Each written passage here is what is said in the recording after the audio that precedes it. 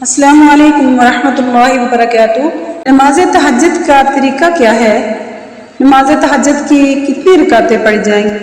نماز تہجد کی نیت کیسے کی جائے؟ نماز تہجد میں کون سی صورتیں پڑھی جائیں؟ نماز تہجد کے بارے میں ایسے بہت سارے سوالوں کے جواب اپنی اس ویڈیو میں شیئر کرنے جا رہے ہیں۔ سب سے پہلی بات یہ ہے کہ ہم نماز تہجد کی فضیلت جان لیتے ہیں کہ اس نماز کی فضیلت کیا ہے۔ اس نماز کی بہت زیادہ فضیلت ہے۔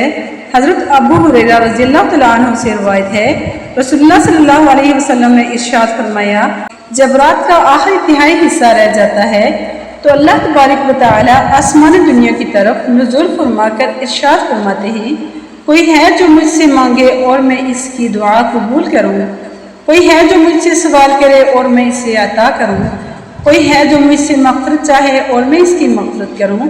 تہجد کے وقت کی دعا اللہ تعالیٰ قبول فرماتے ہیں۔ تہجد پڑھنے والے لوگ اللہ کو بہت زیادہ پسند ہیں، لہٰذا تہجد کی نماز ادا کیا کریں۔ تہجد کی نماز کا طریقہ کیا ہے؟ تہجد کی نماز کا کوئی خاص طریقہ نہیں ہے۔ 2 رکعت نفل کی نیت کر کے تہجد کی نماز کو ادا کر سکتے ہیں۔ تہجد کی نماز کی نیت کیسے کی جائے؟ تو نیت نام ہے، اصل میں دل کے پختہ ارادے کو کہا جاتا ہے۔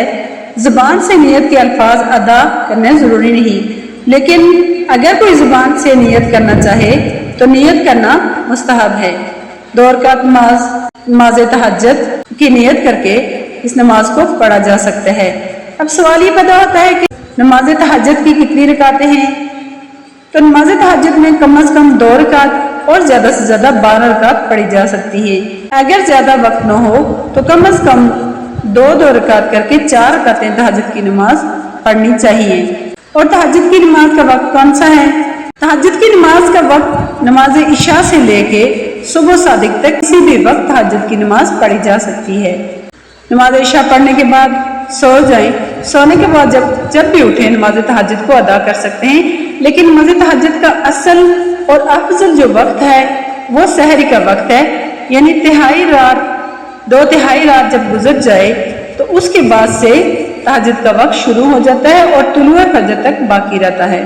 تہجد کی نماز میں کون سی صورتیں پڑھی جائیں گی اس کی کوئی قید نہیں، آپ جو بھی صورتیں پڑھ سکتے ہیں۔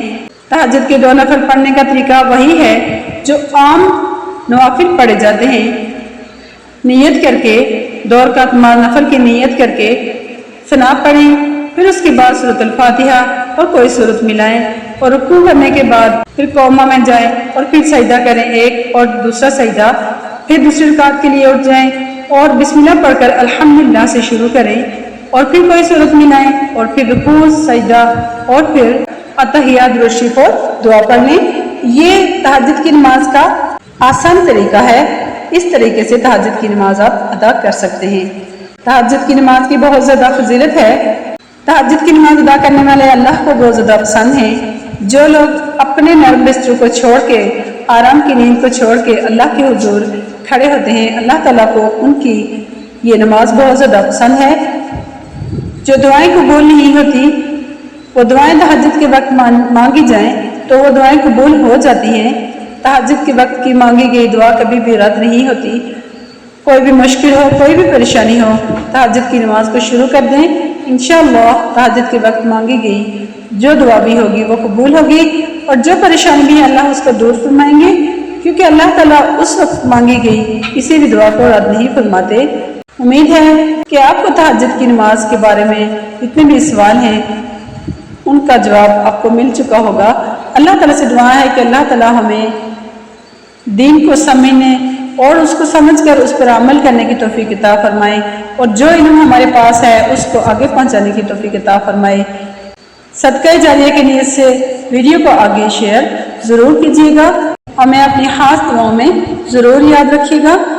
تو اجازت دیں، نیکسٹ ویڈیو تک سبحان ربک رب العزت عما یصفون وسلام علی المرسلین والحمد للہ رب العالمین۔ السلام علیکم ورحمۃ اللہ وبرکاتہ۔